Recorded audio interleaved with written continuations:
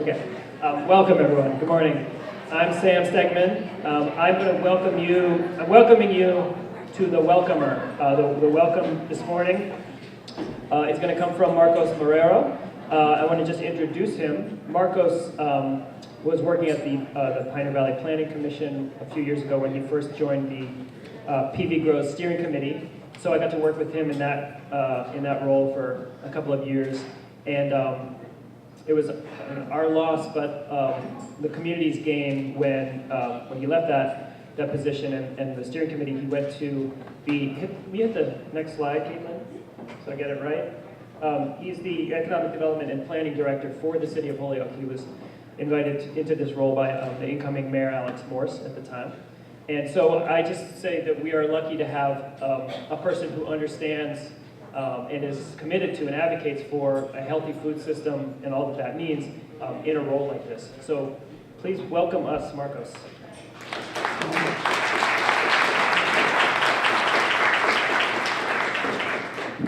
Good morning. I am definitely the person that is listed up there. I'm Marcos Marrero. Thank you to PVGrows, Sam and Javiera for inviting me and giving me the opportunity to welcome you all this morning. As a former board member, it's great to be before all of you and just getting to see most of the people I don't see anymore because I'm out in my planning and economic development cave or in other events. So it's nice to see you all. Welcome to Holyoke and this beautiful middle space that is open square. You're stepping into the city in a really important time of Holyoke's evolution.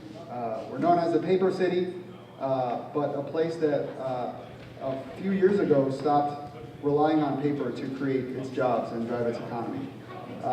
We're not like many other industrial cities in the United States where industry has its driving industry has moved on.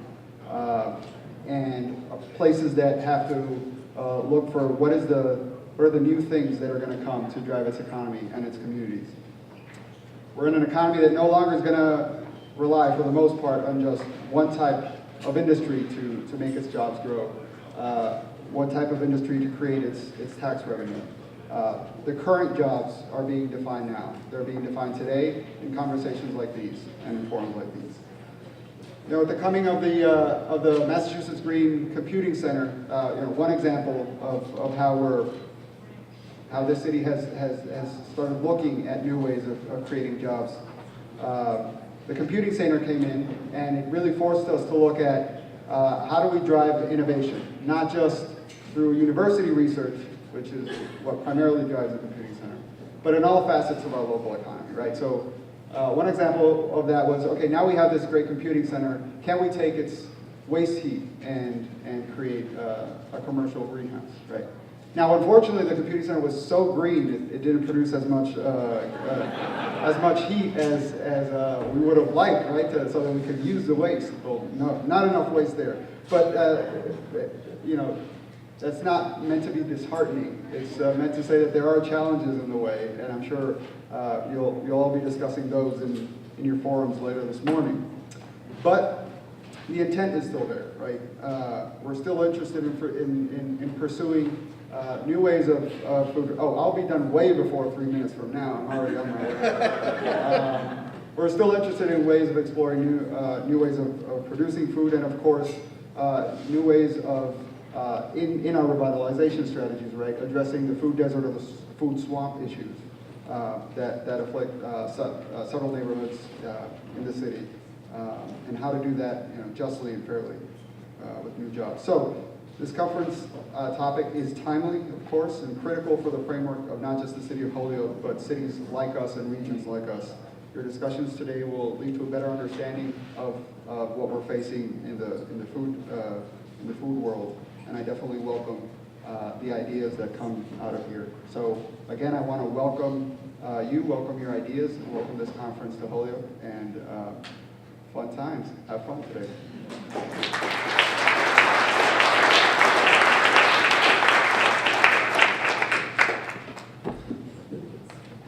All right. Welcome again. Thanks for coming out on this gorgeous day. This space, I love this space, and there are over 100, maybe 130 of us here today. We're going to be in this space all day. So I always like to start out with just encouraging people to embrace the closeness, embrace the noise, use the outdoor spaces as we do breakouts and things, if that's feasible. I just want to appreciate you all for coming out, and I want to appreciate also our sponsors for helping make this a free and accessible event. There are little plaques around with the logos of our 26 sponsors. And along with that, the food that is here we'll hear more about the food that's here. You are welcome and invited to make a donation to cover food costs. We welcome that, but it's also optional. And I think that's the sort of logistical stuff I want to cover. I'll introduce myself again. I'm Sam Stegman. I work at CISA, Community Involved in Sustaining Agriculture. And CISA takes in the funding for PVGrows and hosts and staffs PVGrows, which is an independent network. I kind of do this spiel at the beginning of each forum. Raise your hand if this is the first PVGrows forum you've been to. Right, so that's about, usually it's about half the people, which is great, in my opinion. We get this consistency and this new influx of energy. The network is just that. It functions like a professional network, in my opinion, although you don't need to be paid, doing some kind of paid food system work to be involved. If you're dedicated to creating a healthy food system in the Pioneer Valley, please participate. The networking is a piece of these events, which we're now doing once a year. We had done them twice a year, so this is the 6th or 7th, I think, of these. We're trying to build in more networking. This one's going to be a little looser in the afternoon than usual in terms of less structure and more networking time. And I encourage you to reach out to people that you don't know. The learning piece is a lot in these forums. We take on a different topic or issue each forum. I just want to make clear that we don't do follow-up. This is like a one-off event on an aspect of the food system. Last time it was farm to institution. Before that it was food security. Before that it was entrepreneurship. Because we're a network, we don't do programs. We just spur you to learn about and interact on an issue so that you can do your work better in your community, in your organization. And then the last is, there is an action piece, and it takes the form of working groups. So I'll talk about those a little more. A working group is where you find like-minded people that you want to work together with. Who we are, PVGrows now has 900 members. It's free to be a member. That's in the past 5 years. There's two sides. There's this network side, and then there's the food business, which includes farms, financing, which I'll talk more about. Pause right there. On the network side, about 400 people have come to these forums of those 900 members.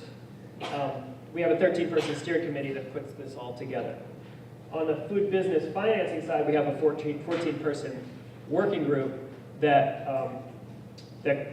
does the PVGrows, coordinates the PVGrows loan fund. So the working groups on the network side, if you could go forward, race in the food system, you'll hear more about their upcoming event, job creation, land, and higher education.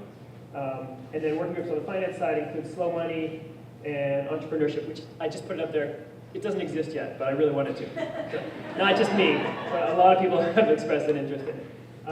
The numbers there is the number of people who've expressed an interest, kind of signed up for those working groups. Some working groups have, the PVGrows Loan Fund is a project that started as a working group 4.5 years ago and has met every single month for all that time. Other working groups have been one 45-minute lunch conversation and then never gone further. So that's kind of like the pieces that we do. I just want to say that I said we're a network and we don't do programs, and that's totally not true. We in fact do one program, which is this loan fund. Okay, the last from me is that the vision. In a network, I think you can't get everybody to agree on stuff, and you shouldn't try. But if there's a general shared vision, that's the cohesion of the network. So vibrant farms and gardens, justice and fairness, healthy people, sustainable ecosystems, thriving local economies, and strong communities. These are 6 indicators of a healthy food system. It comes from the Whole Measures for Community Food Systems report, and we've essentially adopted it. I've shown it at every forum I've been to, and no one's ever disagreed with it, so it's too late.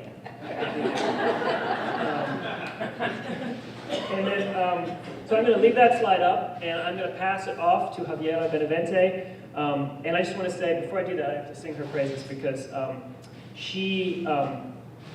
I've gotten to work with her a number of times over the years and have, from the very start, said I would love to work with her in a more day-to-day way, and I've gotten to on this forum. She's joined the PVGrows team. She's put together this event, all the presentations, all the content, and all the logistics. She's done a heroic job and humbled me greatly because she actually got a good sleep last night, whereas I never did before, and I did what she's doing. But I've learned so much from her over the years about facilitation and leadership and listening and all those things. So thank you and welcome.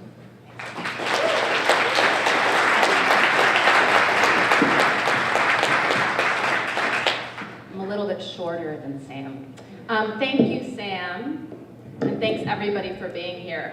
This forum has been several months in the making, and it's just a real pleasure to see all of you here coming together to dig into this really important topic that we're going to be really digging into today, which is the hands that feed us good food and good jobs in the Pioneer Valley. So I'm going to say a little bit about why we chose this theme and how we chose this theme. Back in the fall, when the PVGrows Steering Committee started thinking about what the theme for this year's forum should be, I actually wasn't a part of those conversations, but I've been hearing about it. One of the topics of interest that emerged was job creation in the local food system, which is something that we're really committed to. And as we were discussing that, our shared commitment to workers' rights, equity, and justice around those jobs emerged as an area that we thought was really, really important. And it was rooted in an understanding that we don't just want to create more local food jobs, we want those jobs to be good jobs for workers. And they aren't always, so it's something that we need to pay attention to. And this really quickly became the primary focus of the forum because we recognize that these issues, if left unattended to, will keep us from creating a truly healthy food system. And that's one of the commitments that we have with these forums is really to highlight and illuminate issues that, if left unattended to, will keep us from doing what we want to do, which is create a healthy food system. So we really try to tackle the issues that are hard to tackle, that haven't been discussed or talked about before, and that maybe have remained kind of on the sidelines or in the shadows. The 6 indicators of a healthy food system that Sam mentioned in many ways serve as a guidepost for our work, and they also serve as a way to assess where we might be falling short. So while these forums have become a place where we come together to celebrate successes, they've also become a place where we come to shed light on what's keeping us from fulfilling the promise of a healthy food system, as I mentioned before. So what do we mean by good jobs? Good jobs really, I think, mean different things to different people, but we've identified 3 components that make up good jobs. And they're broad, and we can have discussion about, the specificity of them today, but they include fair wages, quality working conditions, and workers having a say in their workplace. We really feel like those are 3 really important components that make up a good job. And of course, creating these kinds of jobs isn't easy. It's actually quite challenging and often a struggle.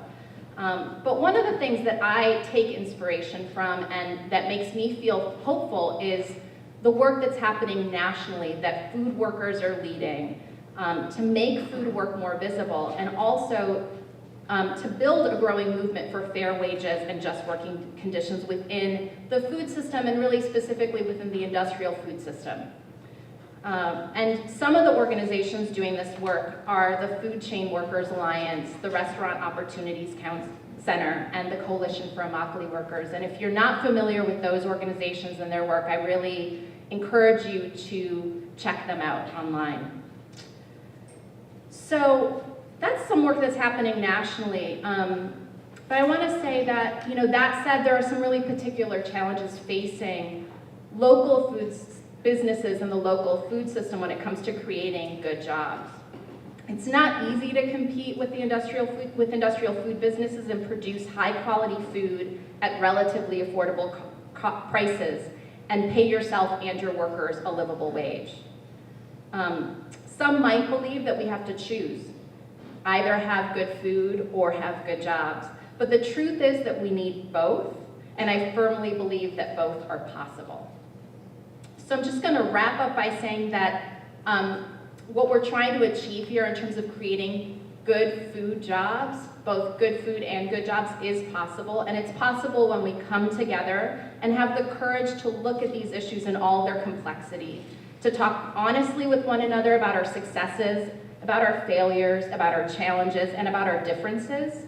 And it's possible when we come together to learn about what's been working and what's not been working from those who are at the front lines of making this happen. And that's what we're here to do today, to begin a conversation about how we can create good food jobs in the Pioneer Valley. Thank you. Just review, I want to just give you all a little bit overview of the day and talk about a few logistics. This is the agenda for the day and the way that it will flow. We have a couple of keynotes coming up. And then we're going to have a little interactive activity followed by a panel discussion. And then we're going to have some small breakout groups where folks are going to get to dig into the various aspects of this topic. And then we're going to close and have lunch.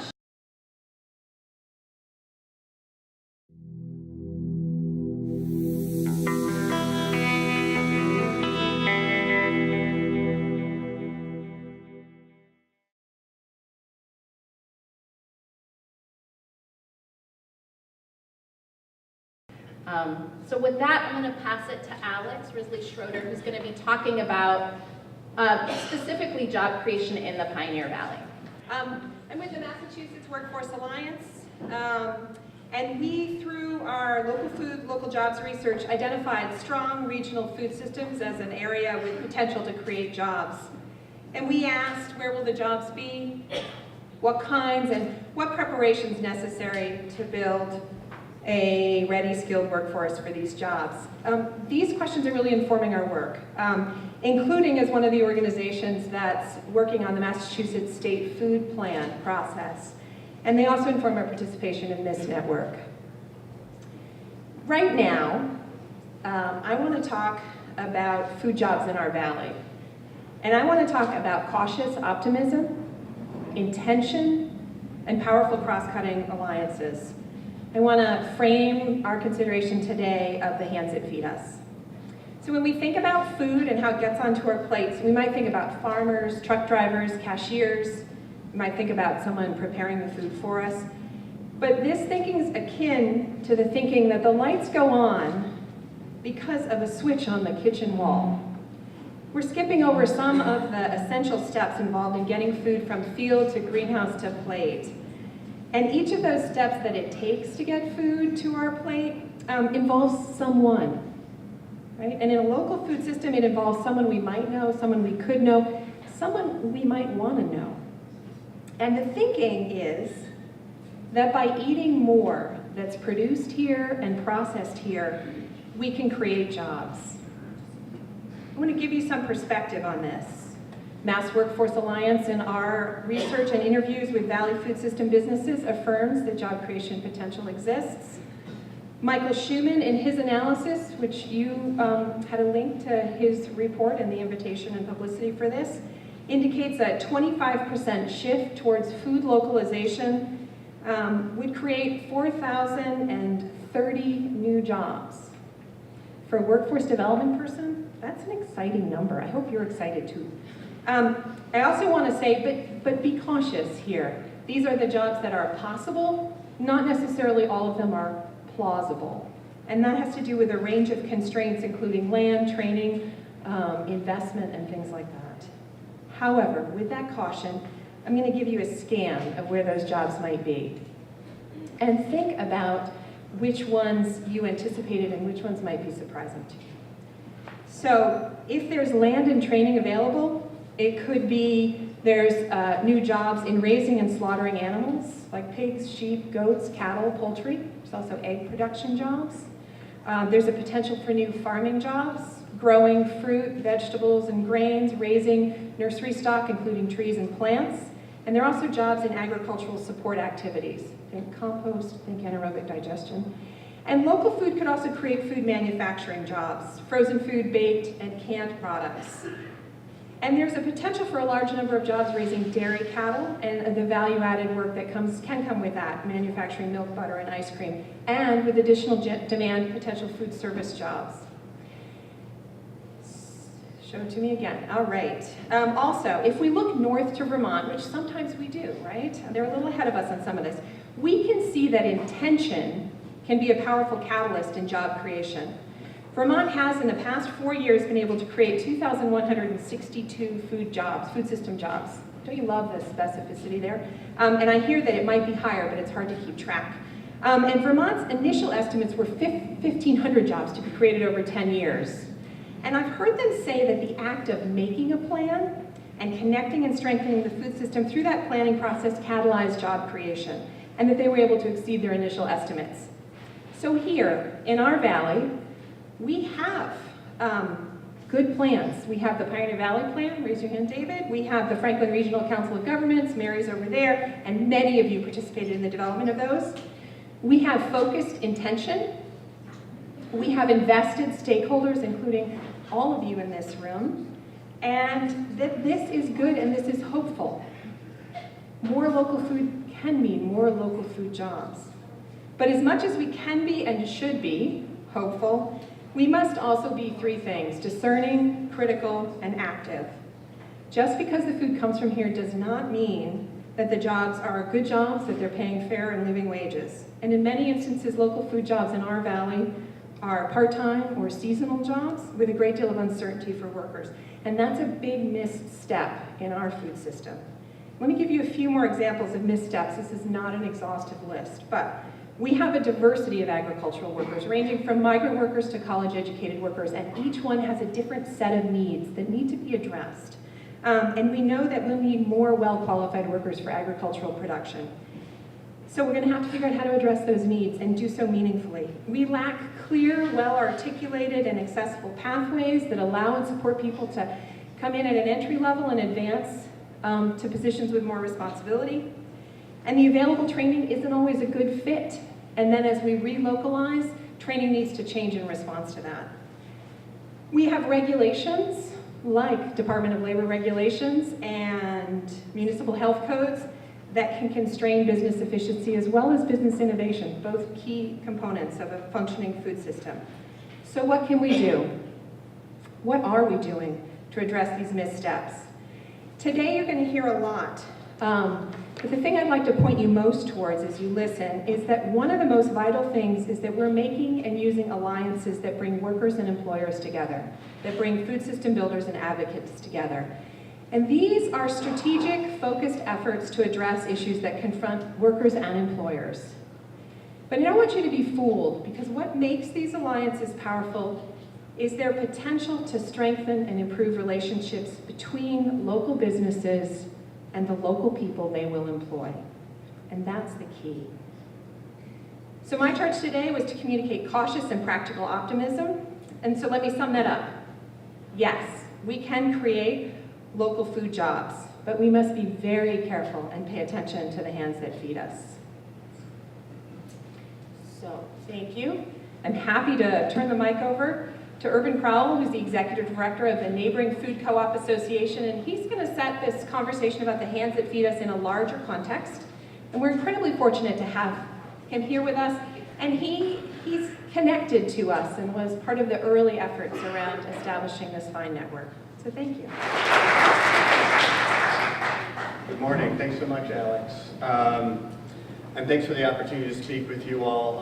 My name is Erbin Crowell. I'm Executive Director for the Neighboring Food Co-op Association. I was also a staff person for the Cooperative Fund of New England. I don't know if there's a rep here today. When these dialogues were first getting started, and I see a lot of the same folks in the room. It's great to see you all and have a chance to talk with you all today. My background might be described as an obsession with cooperatives. I serve on the board of the National Cooperative Business Association. I'm teaching a course at the University of Massachusetts now in the cooperative movement.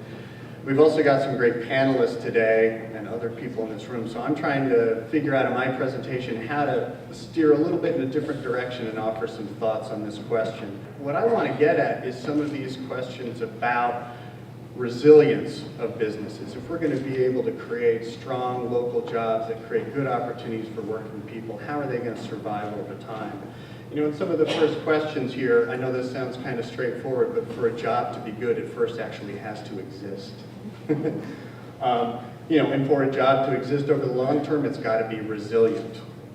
One way to strengthen resilience is the loyalty of the stakeholders in a community towards supporting that business over time. One of the best ways to create loyalty is to ensure that they have some kind of ownership and participatory stake in that business. And finally, what I would say is that same core lesson can also be applied to dialogues like this around what good jobs are, what they can be. How can we engage people in a way that they feel included and empowered and have a stake in the outcomes of those discussions? So where I come to this question from, I spent about 10 years working with a worker cooperative called Equal Exchange, and our focus was on creating more fair trade relationships between the global north and the global south. Worker cooperatives connecting with food cooperatives to try to create more fair trade relationships for producers and workers in the developing world. Over time, that work was extremely inspiring for me, but over time what became more and more apparent to me was those same power relationships we were seeing internationally and trying to resolve had very strong parallels right here in our own country, in our own backyard. And I started working with Equal Exchange to try to create what we call a domestic fair trade program to try to address some of these issues in collaboration with producers. And I just wanted to share probably one of the most profound experiences I had was working in Georgia in the South with African American farmers. This is Cornelius Key, who's an organizer with the Federation of Southern Cooperatives, which might be described as sort of the economic wing of the civil rights movement. It's a history that has largely been lost. But African American communities in the South used credit unions, worker co-ops, farmer co-ops as their primary leverage against a power system that was locking them out. It's an extremely inspiring story, a challenging story, and it's one that continues. And that brought me to an even stronger sense of the potential of cooperatives in terms of empowering working people in their daily lives. This presentation could have been all about that history. In fact, I had to work hard to steer away from that. But as I've been teaching at the University of Massachusetts on the history of co-ops, the role of working people in creating a totally different working model in the Industrial Revolution is deeply inspiring. It was union activists, it was working people who formed the first food co-ops, the first farmer co-ops, the credit unions, many of which are still in operation in our valley today, were formed by working people. And I could talk about that all day, but maybe that's a discussion for another time. And I want to try to stay focused on the question before us now. What's the relevance of this model now? So to steer back to this question of enterprise resilience, right? If we're trying to build strong local jobs, good jobs, one of the key questions we've got to address is how those jobs are going to survive over time. One of the obsessions of mainstream business literature today is on this question of loyalty, especially in the wake of the global recession. If you look at how hard businesses have to work to maintain customer loyalty, worker loyalty, the loyalty of investors, and the impact of negative relationships on the performance of the enterprise and its ability to pay workers well is profound. And when people looked at cooperatives in the context of the global recession, what they found was co-ops are actually performing much better than other types of business. But what the crucial ingredient was the ability of co-ops to leverage the loyalty of their members, whether they be consumers, workers, producers, into the success of that business over time, particularly during a down economy. And what this translates into is stronger enterprise resilience over time. The people in the community feel committed to that business, they feel empowered by that business, they feel heard by that business. And in the context of a challenging economic situation, they are more likely to either work harder for that business or shop there, go out of their way to shop there, or in the case of producers, ensure that that business is getting their best products moving forward, because that is the way to root that infrastructure in the community. Many of you might have heard about the International Year of Co-ops in 2012. I know I said I wasn't going to talk about co-ops a lot, but I'm talking about this question of resilience through cooperatives. And what I think is significant about this is that, the UN didn't shine a light on co-ops because of the word co-ops. They shined a light on this business model because in the wake of this recession, when jobs were being lost at an incredible rate, people were losing their homes, working people were losing their life savings, there was a business model that was surviving, and it was surviving through the participation of its key stakeholders. And so the dialogue that they wanted to raise was not simply about this specific model, but how the question of participation can be built into dialogues across the economy. Now, co-ops ourselves have not been that great at telling this story ourselves. But in 2008, the food co-ops here in the Valley of Western New England actually hired an independent researcher to take a look at the impact that we were having. Alex mentioned Vermont. Our food co-ops are extremely strong in Vermont, and if you took them together, they would actually be among the top 25 employers in the state. That's a statistic that none of us realized before we commissioned this study.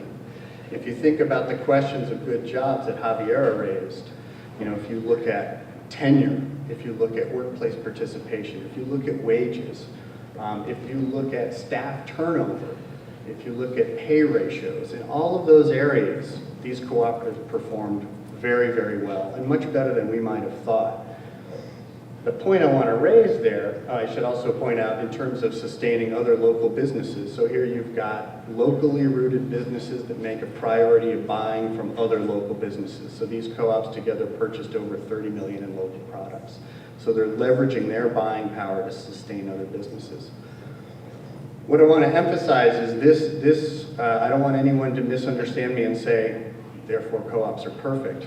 Therefore we've got it all figured out. In fact, what this study did more than anything was raise questions on how we could do better, how we could balance these issues with buying local, with being more sustainable. So more than anything, it continued to shine a light on what we could do better in terms of serving our local communities. To bring this to this larger dialogue, again, what I'm trying to get at is the power of these business models is the engagement of key stakeholders, workers, consumers, producers, in the long-term viability of that business in terms of how it serves its community, how it could serve its community, what its mission is moving forward. In my last couple of years at Equal Exchange, I had the chance to work with this group called the Domestic Fair Trade Association, which was trying to take these lessons from the international fair trade movement and understand how they could be applied domestically and locally. And I think one of the most powerful things we were able to do there was to pull together a broad group of the stakeholders in that system. Whether you're talking about farmers and producers, retailers, processors, NGOs, and I would say most critically, farm workers and workers in the food system. And what was most inspiring about that process is that up until that point, a lot of these groups had never been asked to have a seat at the table in defining what it was we meant by fair trade, by good jobs. And I think that there was an assumption at the time that this would be challenging, like you couldn't put all of these competing interests in one room and come up with viable solutions. But I think if you look at the principles that PVGrows is trying to work by, some of the principles that Javiera mentioned, you can see them reflected in the principles that came out of this initial working group, this steering committee of stakeholders across the food system in terms of fair prices for producers, fair wages for workers, sharing of risk and reward, Ownership is something I would love to see more at the fore in terms of thinking about the potential of workers' engagement in good jobs, not always being in a position of asking for better wages or having some say, but actually being at the table as owners, as participants in the success of that enterprise. And part of what we wanted to do is figure out how you institutionalize that dialogue moving forward. And so this slide is sort of my thumb in the eye of every PowerPoint seminar I've been to that says what you're not supposed to do with a PowerPoint slide. But the point is that this is the diagram that I presented to this group when we were deciding to incorporate on what I thought governance of this organization could look like. And it institutionalized the representation of each of these groups, not just by saying, hey, we've got a seat here for you. Each of these groups appoints their reps, right? So the farm workers organizations in this group say who they want to represent them in this dialogue. And I think initially there was a lot of fear among the different stakeholder groups that what might happen was each of those groups was going to put forward their most contentious leaders, right? Their leaders most able to fight for their perspective. And this is not what happened. Invariably, these groups would get together and they would think about the representatives that they wanted at the table. And when they appointed their reps, there was almost universal excitement among the boards on who was there at that table. And I don't want anyone to get this wrong. That is not because everybody at the table disagreed. It was that all of these very, very challenging issues were on the table, and they felt they had the right people in the room to advocate for those issues and try to come up with solutions that treated all the stakeholders as equal participants in the outcome. So if as you all move forward and think about the dialogue around good food, good jobs, and PVGrows, I'd love it if you took a look at the principles that this group came up with and see how they match up with the end point that you're trying to get at. So where I wanted to wrap up was just back to that initial question that I was raising. If what we want is good food jobs that survive over time, I feel like we really need to wrestle openly and honestly with these questions of ownership, of democracy, of empowerment. How to weave stakeholder loyalty into these economic systems that we're trying to build so that they're resilient over time, and all of the great work, creativity, and entrepreneurship that goes into creating them actually ends up with the type of economy that we were hoping to come out with at the end. So thank you very much, and I'm looking forward to hearing from this panel and any questions you have for me.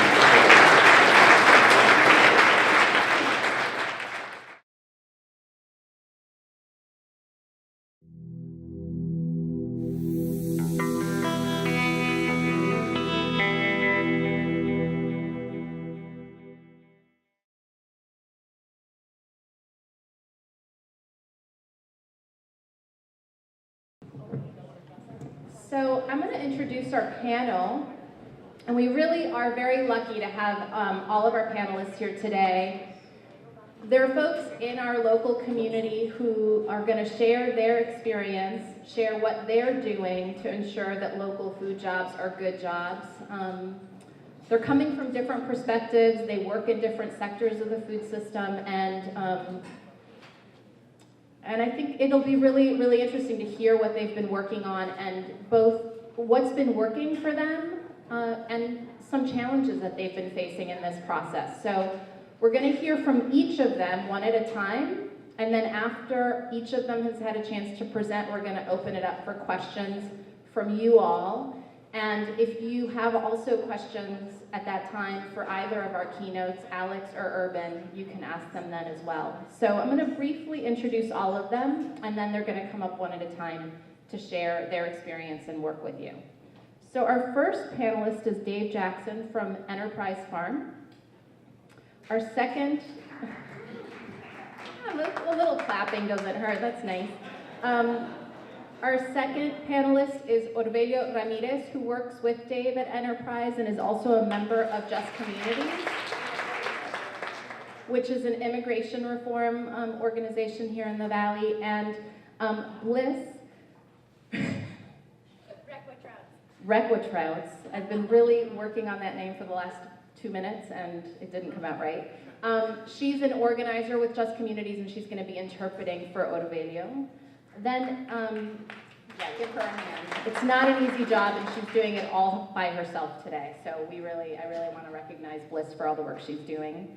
Annie Allred, who works at the River Valley Market and is a union steward there.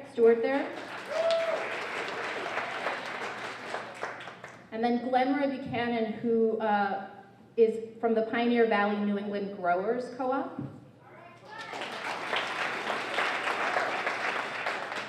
And Rebecca Hanlon from Valley Green Feast, which is a worker co-op here in the Valley. So Dave is going to kick it off, and yeah, welcome him.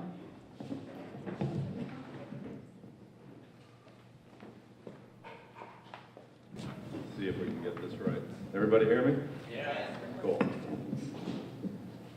Dave Jackson, Enterprise Farm. Our farm is based up in Whately, right on the banks of the beautiful Connecticut River. We, along with my family and staff, run about a 100-acre vegetable operation, which in the grand scheme of things is not a huge farm, but it's big enough that I feel like I can come here and speak to you guys on a nuts and bolts basis about labor profiles and the different labor groups and types of people who work on the farm. Sam really wanted me to touch on the mechanics, and I also want to kind of bring up some of the issues that each of the different groups that work on the farm or types of workers that we have. So, speak up? Yeah. All right, sorry. This should be easy, but talking about farm work, farm labor, immigration reform, and all the issues that farmers, I am a farmer, have to kind of go through to figure out how to run their operations. It's going to be a challenge in 6 minutes, but I'll do my best. Before I get started, the first thing I really want to emphasize, too loud? Not loud enough? Feedback. Like going back to the 60s. First thing I want to emphasize is farm work is not unskilled labor. I think a lot of people feel like, oh yeah, anybody can go out and pick a bunch of kale or drive a tractor, and it's certainly not true. The big challenge for a farmer or any farm operation is how do you build experience into an equation when you're dealing with seasonal labor, which rolls over all the time. So that is a big issue going forward, because you can't just hire new people all the time and expect to maintain your operation. Knowing that, the first group of people we have working on the farm is what we call our local help, and that is predominantly made up of young people probably between the ages of 18 and 26 who are coming into agriculture today with a real sincere interest in farming as a vocation. It's no longer seen as a prison sentence, but a real profession, which is a great thing compared to a number of years ago. However, this young group of people really, in many ways, lack a lot of work skill experience, having gotten out of college, and not really understanding all the complexities and hard work that go into running a farm operation. But generally, when we bring young people in and try to bring them up to speed, we'll use them in terms of doing things like farmers markets, working on packing CSA boxes, greenhouse work, and a little bit of field work. But as far as the bigger production piece, we find that the more skilled and experienced workers will be out doing the harvesting and tractor work and all that kind of stuff. So, first piece is your local help. Second big piece, and I think a big piece of what is being looked at here today, is what we call migrant workers or seasonal workers. We at Enterprise have a crew that comes up every year from Florida, somewhere between 10 or 12 guys. Some who have been with us since the beginning, about 10 years ago, and others who come with them as others leave to go back home. The seasonal workers probably present the biggest challenge for immigration reform going forward, because they come with a lot of barriers. We have literacy, we have language skills, we have the whole computer age upon us, where computer literacy is another big issue, and then there's driver's licenses, which is a big issue going forward with many of the compliance issues that the farm faces today. So we have our seasonal workers. The last piece of the puzzle, which is also a big and complex piece that I'm literally on the phone right now trying to resolve, we are part of the guest worker program, the H-2A worker program, which I'm not sure how many people know about. See a lot of guys from Jamaica working in the farm. It's around here, they're part of the H-2A program, but it's not specifically Jamaican, it can be Mexican, people from all over the Caribbean.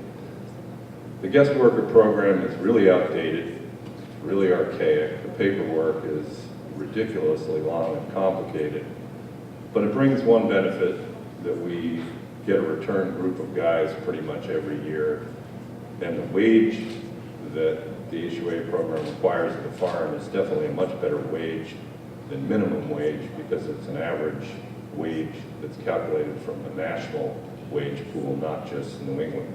So the wage is going to be pushing 12 bucks an hour this year, which is not great pay, but it's certainly a lot better than minimum.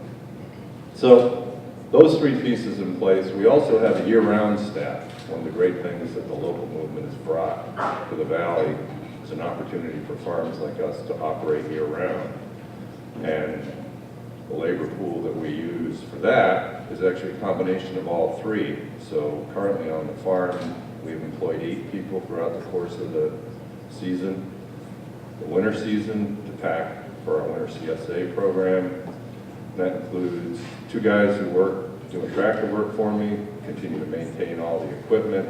We have 3 people who work in the office to run the CSA, which is a very legitimate part of the agricultural profession. And then Cookie will speak next, and a couple other local people who've stayed on. So that is, with 30 seconds left, the kind of nuts and bolts of a farm and some of the issues.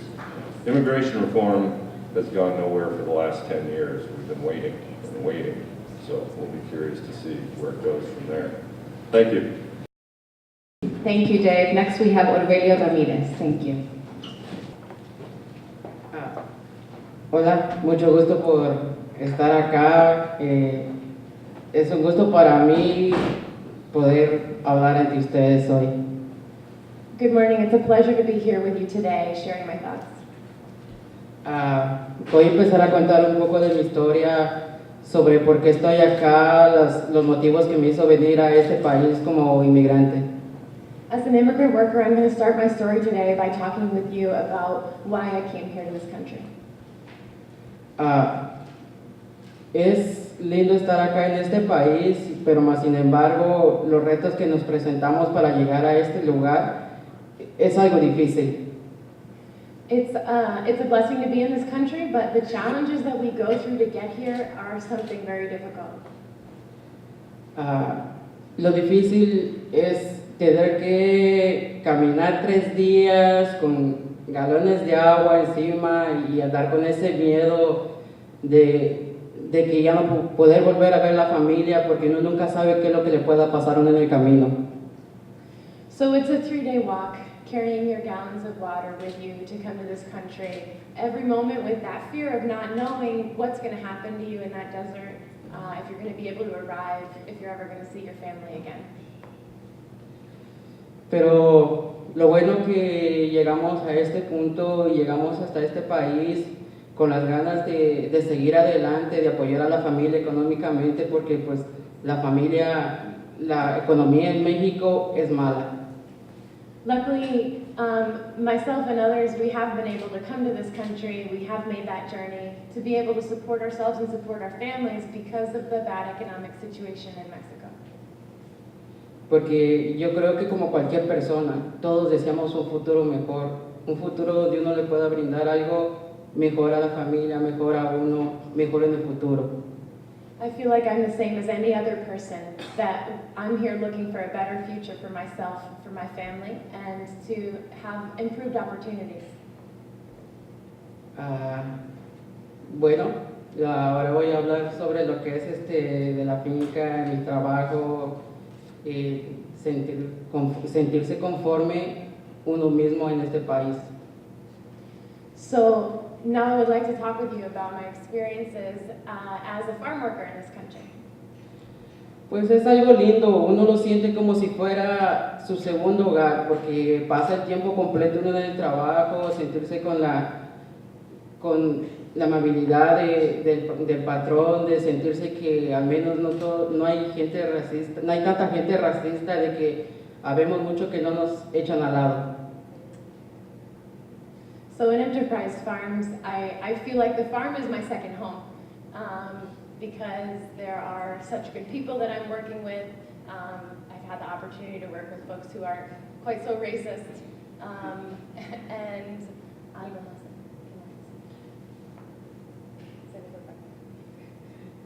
Ya se te olvidó. Bueno, es algo lindo convivir con gente como lo que son americanos, jamaiquinos, guatemaltecos. Es algo bueno porque pues se ve que gente unida y convivir día a día por el trabajo. It's something beautiful, actually, to be working in shared culture with folks who are Americans from this country, with Jamaican workers, other immigrant workers, for us to all live together, or not live together, but work together, and be working for shared goals and have pleasant experiences. Y más que nada uno se siente contento porque pues no lo tratan mal a uno, a pesar de dónde somos, de color que seamos y todo eso. Es algo lindo. And it's something really special to not be treated differently or not be treated badly for being a person of color. Y uno se siente con esa confianza de que uno puede trabajar justamente porque en muchos casos y en muchos lugares ha habido mucho racismo de que los mismos patrones tratan como peones a sus trabajadores. And it's been a really great opportunity for me because I have seen in so many other places how workers are being treated as less than, are being treated as more like slave workers than anything by their abusive bosses. Y pues por eso le quiero dar también las gracias a lo que es Dave, de que pues abrió las puertas de la finca para poder trabajar ahí en ese lugar y ofrecerme un futuro mejor. And so to that end, I would like to say thank you to Dave for opening his doors to me and providing me that opportunity to work here with him and have that better opportunity. Y más que nada, pues la experiencia que ha sido trabajar en el campo, cómo cultivar las verduras de acá y todo eso, contribuir con la economía, cómo la gente inmigrante contribuye con la economía de Estados Unidos, y trabajando en fincas y todo eso, pues es una motivación grande. It's also a great motivation to see how the immigrant community is contributing to this country working in farms.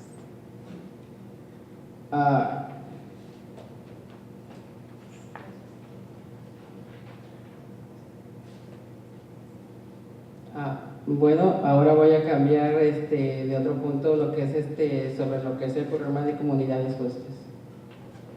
And I also want to talk about my participation with Just Communities. La organización de Comunidades Justas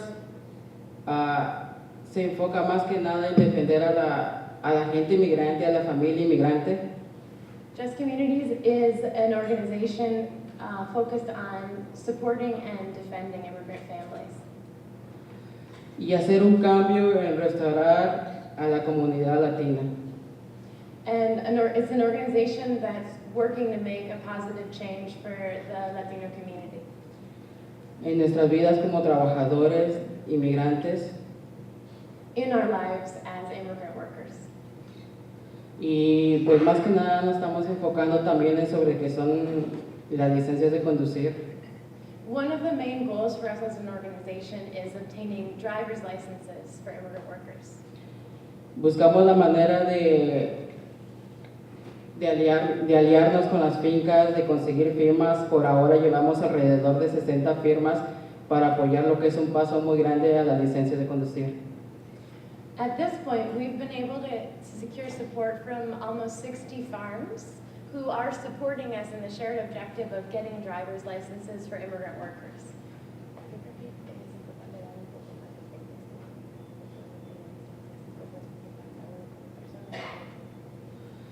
Y más que nada, pues, cómo le afectan a muchas personas que a los inmigrantes no tengan licencia, por lo menos en las fincas, de que muchos patrones quisieran darle de conducir a los carros a uno, pero pues ellos también tienen el temor de por la policía de que uno lo paren y no tener licencia.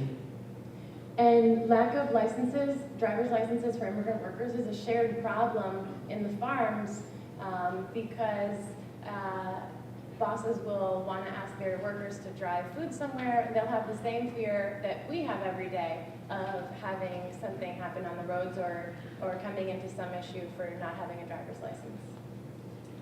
Y más que nada nos enfocamos en eso por lo mismo de que pues uno quiere andar seguro en la calle, sin miedo de que uno lo pare el policía y poder ser arrestado. For us as immigrants, licenses signify safety and freedom, so that we'll be able to move through the streets of Massachusetts without that fear that we're going to be stopped, we're going to be arrested, we're going to be harassed. Y ahora lo que se está mostrando ahí en la pantalla es como pidiéndoles un favor de que para que mandes un mensaje de texto para apoyar sobre las licencias. So we'd like to ask all of you right now to take a second and take an action step in support of driver's licenses by texting licenses to 413-306-3483 as a form of text signing on to our petition for driver's licenses. Y pues más que nada todos los finqueros que están acá, los dueños de finca, los trabajadores de finca que estamos recolectando las firmas, pues les pido favor si ustedes pueden lo que es apoyarnos con más firmas para dar un paso más grande aún. And I have a special request to anyone here who is a farmer or who is representing a farm that you take a second today to formally sign your business on in support of the Safe Driving Act so that we can count with your support in this fight. Y pues nos estarían apoyando en todo este paso que hemos dado porque pues es grande y todo lleva tiempo para hacer eso. Y pues, ¿qué persona inmigrante no quiere una reforma? Yo creo que todos. And we'll be really grateful for your signing on and standing with us because it is a long fight, and what immigrant doesn't want to see immigration reform in this country?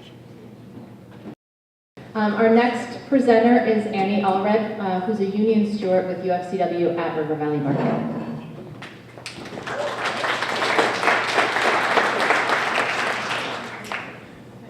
Hi, my name is Annie Allred. I work at River Valley Market as a produce assistant and also a UFCW union steward. I'm asked to share some of our experiences as workers, why we unionized, and how that's making a good job a better job. So really just like in public speaking, yes, I'm really grateful for the opportunity. For me, the co-op is about the community, fresh local food, and specifically produce, fresh food, local farmers, and conveying that story to our customers and providing fresh local food.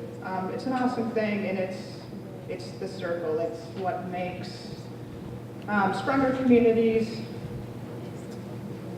I started at River Valley April of 2008, almost 6 years ago, when the store was empty shelves.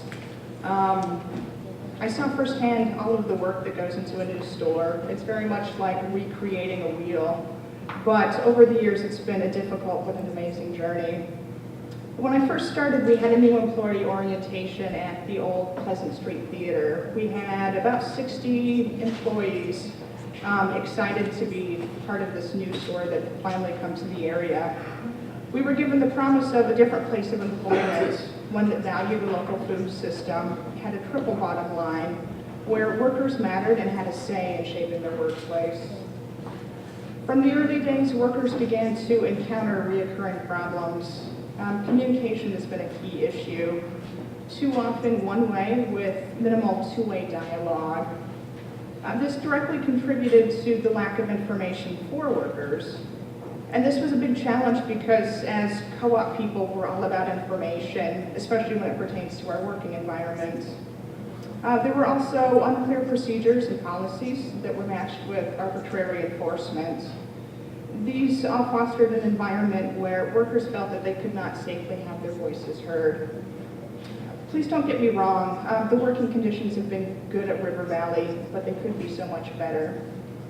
In the fall of 2011, we began off-site worker meetings to create positive change in the workplace. From there, we soon saw the need for UFCW as a valuable partnership and a means to address worker issues.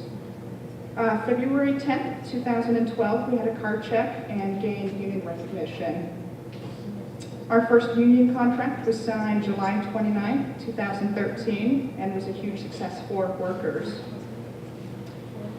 Through the unionization process, we utilize interest-based bargaining as a tool to work towards mutual benefit, basically sitting down union stewards representing the workers and management and sitting down talking through the issues to come to a common agreement for the better good of all.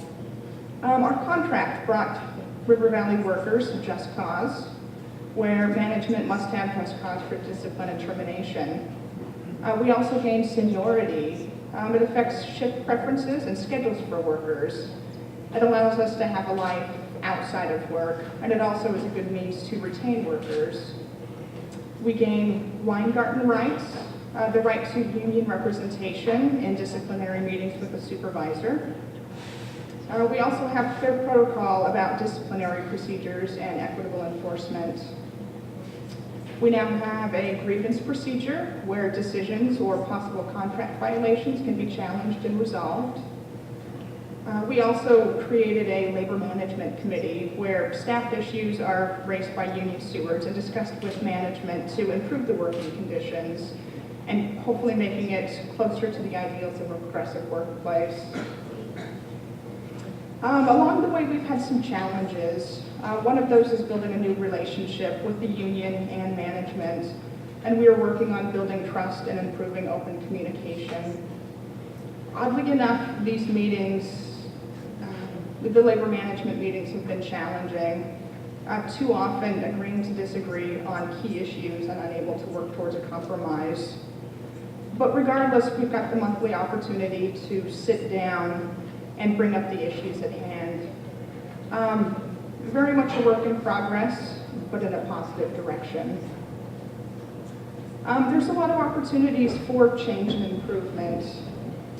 One is the momentum from the livable wage. I feel that is a key to becoming a progressive place of employment. It improves the conditions of pay for workers and allows us to thrive and to also contribute to the community and to participate in the local food system that we are all creating. News of the unionization at River Valley has led the way for Franklin County Co-op as well as Brattleboro Co-op to unionize, improving the working conditions and giving a voice to workers there. The growing movement of co-op unionization is creating more union jobs, which is an awesome thing. But it also points to larger issues of organizational structure of the workplace. The hierarchy structure and organization of the business is not always conducive to collective decision-making and worker involvement. The co-op structure with its policy of governance keeps the board and store operations, also the workers and the member owners, very separate with little actual communication. We also have a lack of worker representation on the board, which some workers feel is problematic. Despite that, the co-op model allows for member owners to have a voice where they can show their support for the workers and for the union and to help make River Valley a progressive co-op in all matters. We as workers hope to better communicate our issues and to build stronger relationships with management, the board, member owners, creating a better community, connecting everybody, and building the local food system that we're all striving towards. Thank you. Thank you, Annie. And next we're going to hear from Glenroy Buchanan.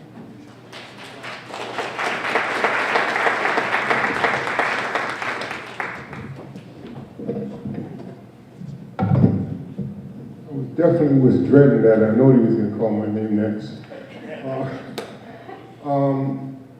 Basically, let me move this forward really quickly. One of the things I want to talk about is how we got together to do what we're doing right now in terms of farming on a very small scale that we exist.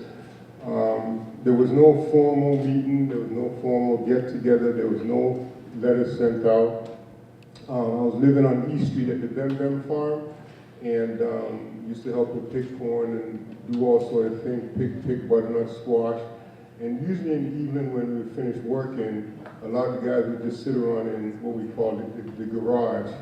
And we use a term we call reasoning, just talking, but we use the term reasoning. And what happens is a lot of the guys who come to work here, some of them enter the United States as early as late February, early March, and a lot of them are here until after Thanksgiving. And so a lot of them, like other people, get homesick. They get homesick for not seeing their kids, their wives, their families. And we're actually just talking about some of the things that they miss eating in the country that they were from, some of the foods that they would like to eat when they're here. And so we started to talk about maybe putting a garden together and growing some of those things, one being a green by the name of callaloo. And so from that, we figured that might be a start, and we wanted to grow some pumpkins. So the other part was to have land. Now some people say, how can you have a co-op and you don't own any tractors, you don't have any plows, you don't own any farmland? Well, we don't. And my response to people a lot of times would be to say, well, let me give you an idea or an example. I said, you would stand a better chance of going into your refrigerator and grabbing a stick of frozen butter and throwing it and hitting the sun than you would to buy cheap land in Hadley. So what I was able to do, I kept asking these guys, have any of them ever talked to the farmers that they work for? Did anyone ever go to the farm and say, hey, listen, can I use some of your land? The answer was always, no, man, these guys are not going to let us use their land. You know, we're working for them, blah, blah, blah. Have you ever asked them? No response. So I decided to go to one of the farmers and say, listen, we're looking for a piece of land to grow a few vegetables. And the farmer was like, oh man, that's no problem. How much do you need? You need a half an acre, quarter acre, 2 acres, 3 acres? I got a lot of land. Okay, good. So we started off from that kind of model, going to the farmers and asking them. And because a lot of these guys were already working for these farmers, they already knew, as you mentioned before, they aren't unskilled labor. They're very, very skilled labor. They know how to drive every equipment on that farm. They know how to do everything. And so the farmers pointed out the land that we could use within proximity of where his fields were. So when they go out to plow his field as a part of their contract as laborers, they could easily make a U-turn and do the plowing on the land that he offered us. And so we started from that model. And so it's not, right now we're not on paper, we don't have like this contract of how we would work. We all sit down and decide what people want to grow. We try not to duplicate the same thing. And we also try to make sure that the things that we grow will fit into the communities that we're selling. So for instance, if I use Springfield or Mesa Square as an example, Mesa Square probably have one of the most diverse market in this area, or matter of fact, probably in Massachusetts, but they have, that market every Saturday they have blacks, white, they have Hispanics, they have Puerto Ricans, Colombians, Mexicans, they have people from Ethiopia, Ghana, Uganda. It's a very diverse market. It's the only market that I've ever been to, and I've been to a lot of farmers market, where when the market starts in the morning, the vendors and the customers get out from behind their stand and they do the line dance. You guys know the line dance that they do? And then we get down to business. It's really an interesting market. But the thing, as I said again, it's really important to understand that the people that come here to work come here because they have a dream. Like most of us, I don't think anyone in this room, especially if you have kids or you have parents, older or younger, you want for them to get the best, and no one really wants to see their kids growing up without shoes or clothes or be in or have object poverty. So a lot of people come here to do that work, and so I find them to be very skilled, they're very educated, they're very talented, and they're very motivated to not become a liability to the country, but also to maintain a high standard of professionality. And so I'm 1,000% supporter of them. And what I do is just a little fraction of what can be done, but we're moving forward. I'm moving forward trying to secure us a small piece of land that we can call our own. Maybe get a little small barn, maybe right now, maybe we might rent a horse as a tractor, but you know, who knows? We got to start someplace, but the story is just a simple one that within this structure that we have created, people are really galvanized around producing food that's available to everybody. And people who do it the most or do it the best right now, as part of our food chain, are the people who come from different countries to work here to make sure we have a lot of stuff to eat. Thanks so much, Glenroy. Next up is Rebecca Hamlin from Valley Green Feast. So thank you so much for being here. Thanks for having me. I'm Rebecca. I work with Valley Green Feast, which is a worker-owned cooperative. I have been with them since I graduated college from UMass Amherst in 2010, so I'm coming up on almost 4 years. And it has completely changed my life. I don't even know where to start. I could talk about co-ops all day, so if any of you have time after this and you just want to like chit-chat, come on over. So Valley Green Feast, our structure, we are a local food delivery service. So we've built relationships with some of the farms in this room, different producers like Real Pickles, Catalyst Kombucha, also co-ops. And we kind of gather all their stuff together and bring it to people's homes. So a really special part about Valley Green Feast and why I got involved with it originally is because of our structure. A worker-owned cooperative is owned and operated equally by all of the owners, or the workers. So you can see that picture of the four of us up there. We all own a 25% share in our business. We had a buy-in, and we all equally operate. It's non-hierarchical. We don't have any employees. We make all of our decisions using consensus. Sometimes it's difficult, but it's ultimately rewarding. We provide space for people to bring themselves to the table, whether it's past experiences or challenges that they've had in their life, or like a really strong opinion about whether or not we should, you know, only source food or only source coffee from a co-op as opposed to a local business or something like that. So there's like lots of conversation, lots and lots that goes on at our meetings. Valley Green Feast was started back in 2008 as a sole proprietorship. So one woman ran it by herself for a little while. I don't know how she did it, but I'm really glad she did. And the reason why we were able to continue and why I'm here today is again because of our co-op model. Jessica decided to transition her business into the co-op because she needed to step back. And something that we don't see enough in, I think, the agricultural movement is succession planning and creating longevity. Making sure that your business is going to continue even if you're not there. And I think that cooperatives are a real testament to that. Jessica was able to put in what she could to the business and knew when it was right for her to step back. And that's happened over the course of the time that I've been there. People have been there, they've given what they can, they have these experiences, but at a certain time, they need to transition onto something else. And because we're a co-op, it's not gonna stop moving. We have, you know, ways that we can train people, ways that we can, you know, make sure that it continues, even if I'm not there or something like that. So it's super important and something I think that we should be continuing to work on in the movement as a whole. We have a division of labor, so we all have our own areas of expertise, and we trust each other. I don't know that much about bookkeeping. I'm never going to be a numbers person, but somebody in our group has a background in that, so that's where her skills come through. And I'm not going to challenge her necessarily about some things that fall under her category. So we give each other a lot of leeway to make decisions within our own areas of expertise, but then we also work together on the ground. We're packing bags together, we're delivering together, and there's that face time where we're all doing the same job, but we all kind of have our own areas that we can excel in. A really important part of our model is humanization of the workplace. Being for young women in the business world isn't easy. It's not necessarily the hardest thing, but we have faced a lot of challenges, being taken seriously, making sure that, we are strong business leaders and not just being seen as, oh, that's cute, like, look at that, we're running a business, it's not fun.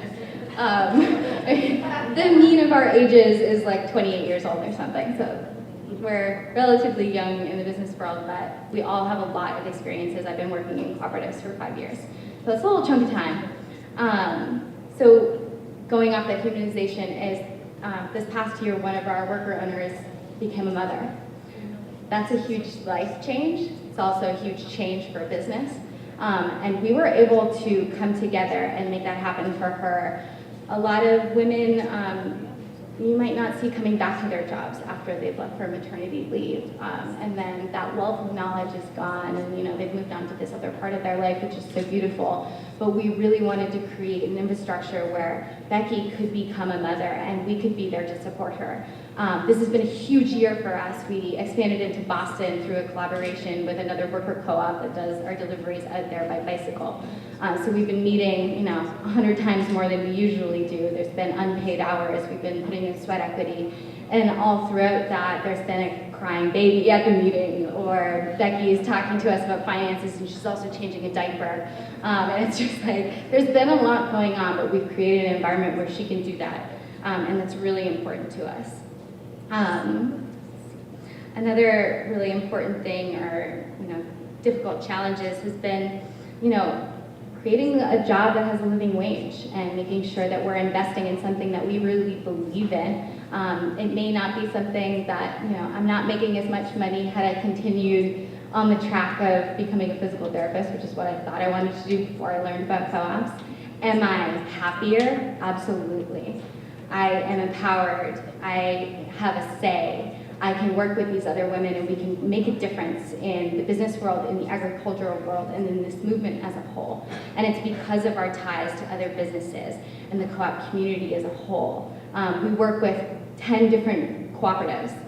It's a really amazing network to have and to be able to work with. And I think that even though we're putting in a lot of hours to invest in a business that is going to grow and be there even when we're not there, again, that sweat equity is going into it, but I wouldn't change it for the world. Thank you all very much for sharing your really diverse experiences and perspectives around how to ensure that local food jobs are in fact good jobs.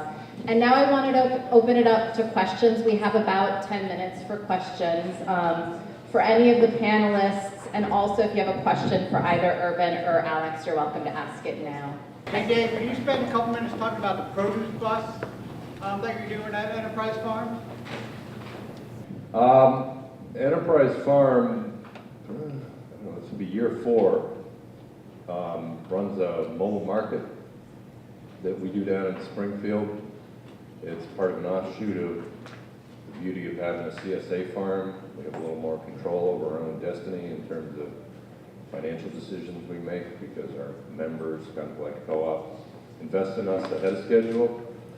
But the whole premise of the mobile market is trying to tackle the whole struggle with food hardship and food access that exists in even our beautiful little valley. As a grower for 25 years, we primarily sold in Franklin, New Hampshire County, in Boston, New York. Stuff went to LA, London, who knows. But we had never really sold that much in Hamden County, and we got this idea from a group that we worked with down in South Carolina about being able to take a fully equipped bus, like a farmer's market, and be able to drive it around. And this is year 4. We will be doing 3 bus routes this year. So the thing has really grown, and we really couldn't have done it without our partnership with Lidwell Springfield, but it's a great thing. Thank you. I just wanted to follow up, Dave. Are you looking for other markets for that mobile market? The goal is to grow it out so that the bus travels throughout the valley at least 6 days a week. At this point, we're kind of changing the nature of how we do what we do. We're trying to transition it so that the project itself can get embedded in Springfield and be run by people who are looking for work in Springfield. And we as a farm, kind of like Glenroy said, can focus on producing crops that people in these areas really want. Primarily as an organic farm, we grow a lot of lettuce, kale, collards, and chard.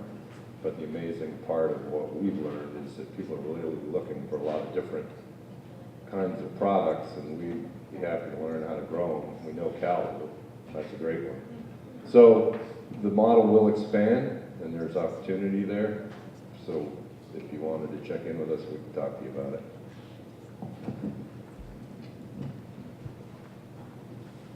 Hello. My question is for Orvelio. I'm wondering if you get a chance to go home again in the winter, if you have to go back and forth, or live, just displaced from home for most of the year. Pues tengo que vivir todo el año sin la conexión de mi familia porque pues es difícil volver a ir a México y volver. Es fácil ir a México, pero es difícil volver a regresar otra vez a este país. Unfortunately, I don't have the opportunity to go home and be with my family. I have to be here all year long because it's very easy to go down to Mexico, but it's not easy to get back here. My question is also for Orvelio and for Bliss. When I hear his story, I'm really struck by the parallels to black farmers in the South in particular who were locked into what we would call sharecropping experiences, but they were really more like indentured servitude. And as they tried to move away from that and establish their own small farms, they would experience some of the same types of harassment. It wasn't in a legal form, but it would be racist people coming in trucks to stop them as they're walking home or driving home from the farms. So I see a real place of opportunity for building alliances with folks having those experiences, because to me they're the same. They just come in a uniformed version here. And so I just wonder if he feels that, if he shares that same thoughts, or if they've been able to build any connections.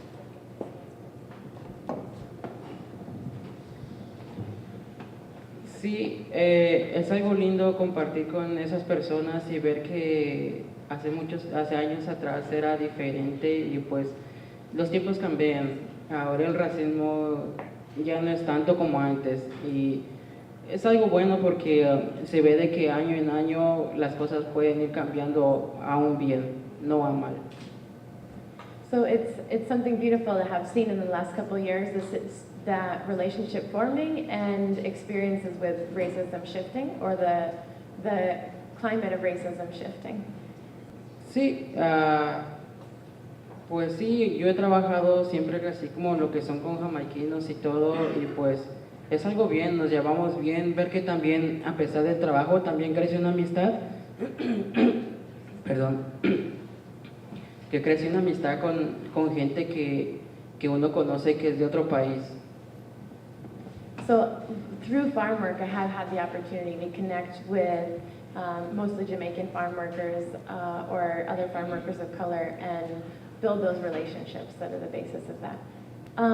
So also as an organization, we're looking at different ways. In many ways, the immigrant rights movement in this state and in this country is very divided, and oftentimes immigration reform, whether it's a state reform like driver's licenses that we're working for here, or a national reform, in many ways it's become focused on Latino immigrants, and oftentimes African immigrants and Asian immigrants or South Asian immigrants are cut out of that conversation or sort of sidelined in that conversation.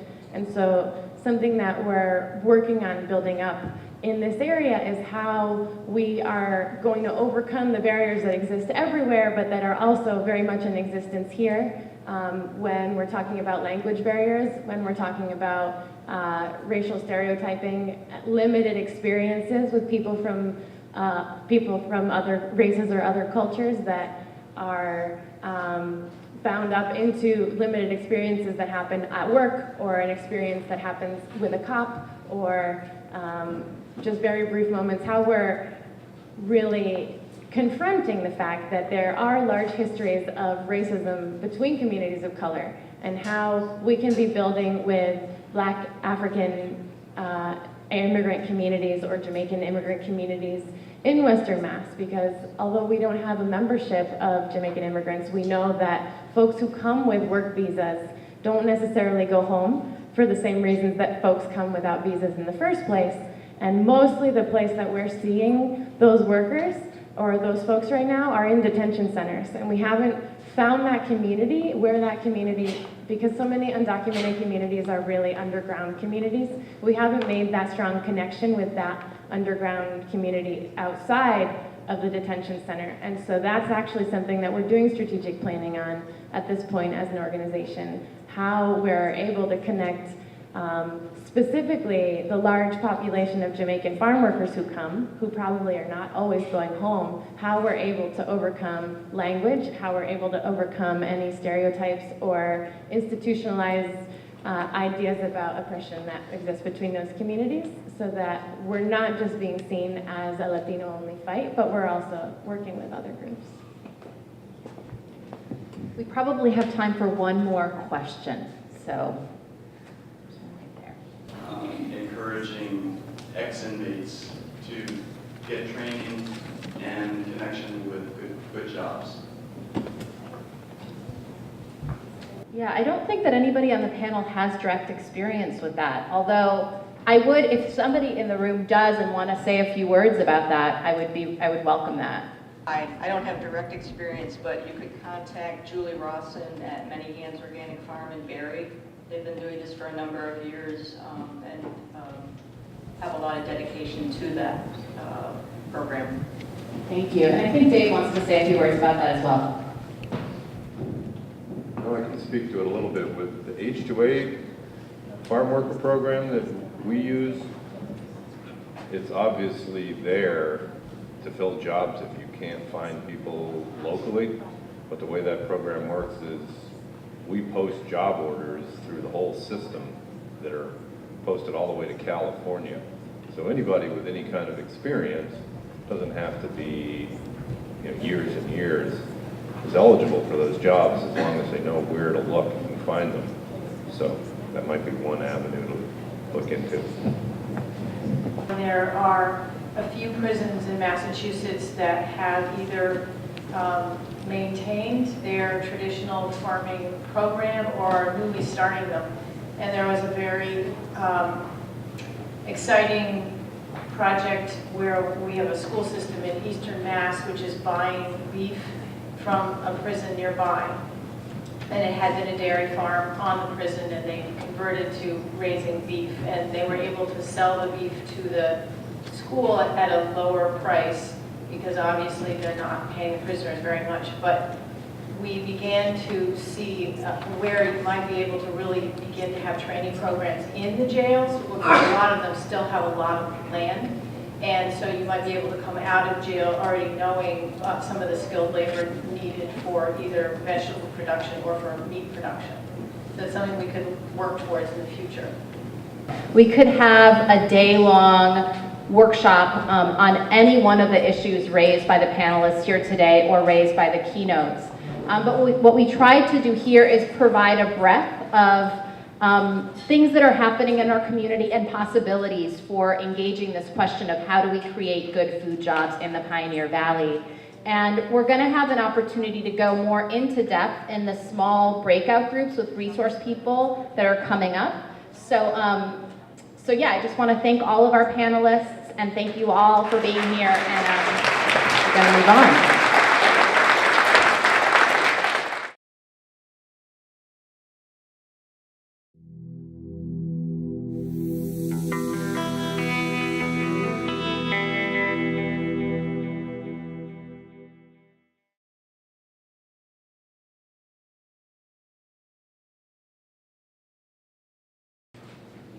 So I'm going to invite Christina Maxwell up from the Food Bank Farm, who's going to lead us into the small group breakouts. Hi, everybody. everybody. I'm Christina Maxwell. I'm from the Food Bank of Western Massachusetts, and I'm really pleased to be here today to listen to this really fascinating conversation. So I want to encourage you to pay very close attention for the next few minutes, because what we're going to do is set up like the next hour and a half worth of activity. And then after that, you'll have an opportunity to get up, stretch your legs, get coffee, water, use the restroom, whatever. So just hang in for a little while more, and then we'll have a chance to move around. So what we're going to do now is move into small groups, and each of those groups is going to have a little bit of a focus area and is going to have within it a facilitator and a few people that we're calling resource people. So I'm going to explain a little bit more how that's going to work. So first we're going to move into the groups, which are going to be starting off around this room, and then once the groups form, you can decide if you want to move to another area of the building or go outside or sit down at a table or whatever you'd like to do. But for the moment, we'll just be meeting around the perimeter of this room.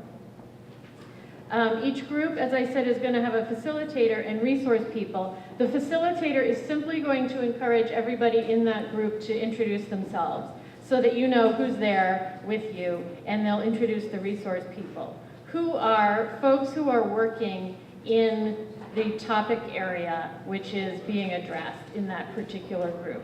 Some of them are the panelists that we heard from earlier. Some of them are others of us who are in the room right now. Now, it's important to understand that those resource people are not providing presentations. So in some past years at forums, we've broken down and there have been small presentations, and that's not really what we're doing here. This is more of an opportunity for people to talk with each other, maybe make connections with people who share an interest or have a similar question that you might have, and it's a time for you to network and talk amongst each other. So there won't be any formal presentations. But the resource people are there to answer questions or maybe ask some questions and provide some information in that context. So what I'm going to do now is ask the resource people to come up. That's going to be quite a group. If you can come up, we're going to go through each group, and they're going to very briefly introduce themselves and the topic that they'll be talking about, and then identify where in the room they will be meeting. So we've got 8 groups. So you should listen to each of the groups and kind of figure out which one you'd like to go to. So if all the resource people could come up to the front right now, that would be great. Okay, so I'm going to start off with, these are listed on your program, by the way. We're going to talk for a moment about worker cooperatives, and we've come up with a few questions. And these are strictly meant as sort of context setting, maybe get the juices flowing a little bit. You might have other questions that you would prefer to ask and talk about, and that's terrific. These are merely just questions that the planning group thought of. So the first one for worker cooperatives is, in what ways do worker-owned co-ops address economic and equity issues for local food system workers? Okay, so it looks like this group is going to meet at the first orange flag right over in the corner here. I'm Addie Rose Holland from Real Pickles, so I will have some things to say about Real Pickles.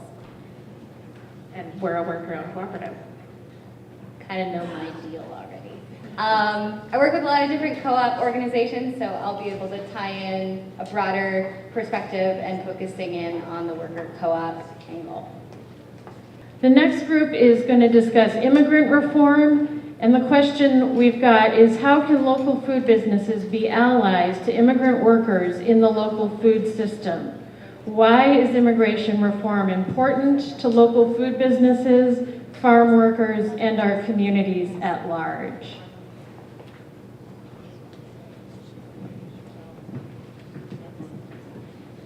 Hi, I'm Bliss Requitratz. I'm an organizer with Just Communities, and I think one of the points that we would like to make today is to open that conversation to the ways that farms and the local sustainable agriculture really does have a shared issue and potential shared benefits by working on local immigration reforms in the state of Massachusetts, and be happy to talk about some of the national themes as well, but looking at Massachusetts as an area where we have capacity to make some systemic change.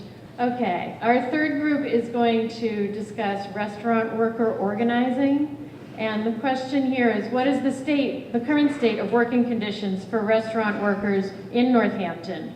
What can food service businesses prioritizing sourcing local food learn about creating fair wage jobs? Hi, I'm Claire Hammonds. I work at the UMass Amherst Labor Center. And we're going to be talking a little bit about some research we've been doing, looking really at the other end of the food chain in terms of looking at the people who actually serve our food and trying to think about what some of the connections are to really bring good jobs to them. And hello, my name is Rose Bookbinder. I'm an organizer with Western Mass Jobs with Justice and the newly launched Pioneer Valley Workers Center, where we're exploring some of these larger issues in terms of the whole food system, but specifically, as Claire mentioned, this research that we've explored. And this is sort of our first conference where we're going to be announcing some of the results from that research. So thanks for having us here. And they'll be over at the third orange sign that's sort of in the middle of that side of the room. Get out of the spotlight here. Okay, so our next topic will be job training. What are the important considerations in training local food system workers?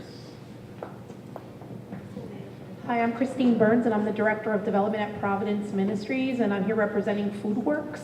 And it's a culinary training program for men and women with barriers to employment, and that's a lot of different barriers, and we'll be talking more about that.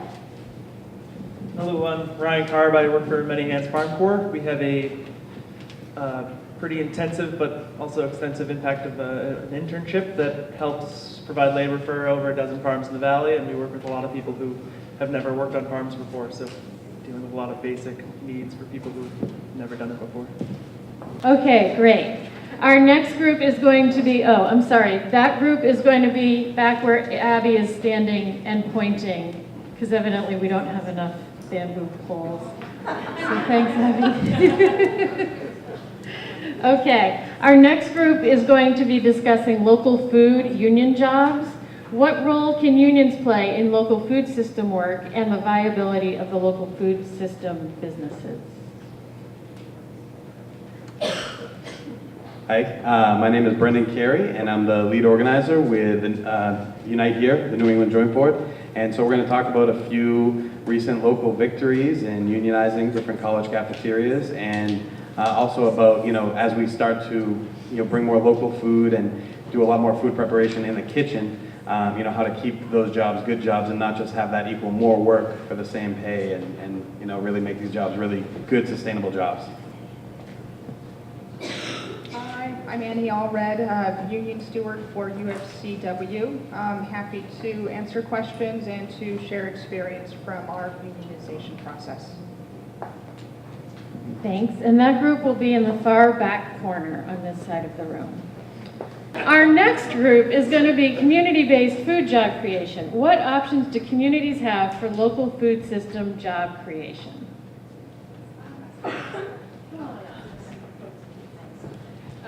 So I'm Emily Quano, and Fred Rose is here too. We're with a Wellspring Cooperative Initiative. We're working to create a network of worker-owned businesses in Springfield. And what the business that's in the pipeline is a hydroponic greenhouse. Erbin Crowell again. We'll talk a little bit about how food co-ops have used their buying power to basically help new businesses get off the ground and grow, as well as some of the areas we're seeing for growth in food co-ops and the jobs within those co-ops. I'm Alex Risley-Schroeder with the Mass Workforce Alliance, and we're a workforce development group that realized that in order to actually have jobs for folks to fill, we had to lean in and help create them. So we'll talk about that perspective. Okay, and that group is going to meet also in the back corner. Okay, our next group is youth jobs. What is unique about engaging youth in local food system work? My name is Andy Grant. I do outreach for Just Roots. We're a nonprofit serving Franklin County, concerned with increasing access to healthy local food. The Greenfield Community Farm is the centerpiece of our work, and on the farm we have apprentices and interns. This year we're offering 6 intern slots, unpaid college credit intern positions. So we'd be happy to talk about that. Hello, I'm Donna Dussel. I work for the Franklin Hampshire Regional Employment Board, and I am the School to Career Coordinator for Franklin County. I also do work in Hampshire County in the North Quabbin. And I am interested in youth unemployment, which is at a very high rate right now, and the impact that that has on the future of these youth and also on our society. So I also am working with Just Roots, and we do have a high school internship program that happens there over the summer. We are interested in engaging youth in agricultural career pathways and food systems career pathways, as it is a priority industry for the Regional Employment Board. And I'm also here to gather resources as well as be a resource as much as possible. Good morning. Ibrahim Ali, Youth and Project Director for Garden in the Community in Springfield, Massachusetts. We're an urban-based, urban agriculture program that's running, that does a lot of work with youth. I think one of the issues that I definitely like to speak on and talk about is the fact that we went from one extreme of youth doing extremely hard, difficult labor to now they're like almost untouchable. So, you know, trying to figure out what is the best kind of medium between those two extremes is something that I'm very interested in doing. And young people, particularly in Springfield, have a hard issues around employment. So that's another issue that we could probably discuss. Thank you. Okay, and last but certainly not least, farm jobs and farm work. What makes up farm work and who are doing these jobs? How do you walk the line between producing quality food that is affordable while also creating jobs that are valued and respected? Yes, that's what I'm going to be talking about, but also to inject some other things into the conversation, that for people who are looking maybe for farm workers to help them harvest their crop, or to help them put gardens together, or to help them in a way that they would be looking for skilled laborers or people who are really versed in plant and agriculture, that's another avenue that they can also be employed. If you have groups or families who want to start a backyard garden, these people will be willing to come over and help them start it for nominal fee of some kind. Okay, and that final group, hopefully Dave Jackson will be able to join, but he may need to leave, so it's not sure, but for sure Glenroy will be there, and that group will be meeting in that far back corner. So in just a minute, not right yet, I'm going to have you get up, find the group that you're most interested in going to. The facilitators are going to lead you in a round of introductions, and then this is really open networking and discussion time for you. So either stay in the group that you originally went to, or if that conversation isn't working for you, go find another group that might fit your needs better. We're going to come back here together at 12:15 for some closing, and then after that we'll have lunch. All right, enjoy. Thank you.